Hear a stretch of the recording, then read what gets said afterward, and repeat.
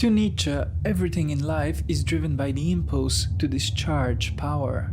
Inorganic processes, sentient beings, and societies alike. He was never too specific in his definition of the will to power, but one thing he didn't mean is brute power or political power as such.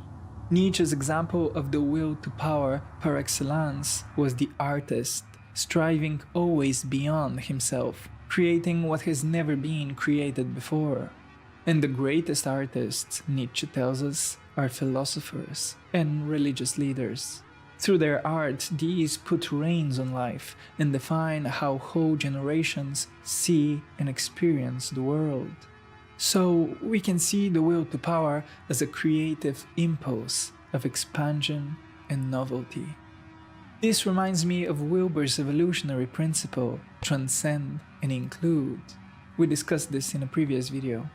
For Nietzsche, what we call suffering is simply the felt experience of the will to power being restricted, and the undisturbed flow of the will to power is the feeling we've come to call joy or happiness. Now let's relate this to the two fundamental attitudes to suffering. Remember, Nietzsche says all of reality is the will to power in action. So, both the strong and the weak response to suffering arise from this principle. The strong type receives suffering as the resistance necessary for growth, the overcoming of pain, the transformation of misfortune into fortune.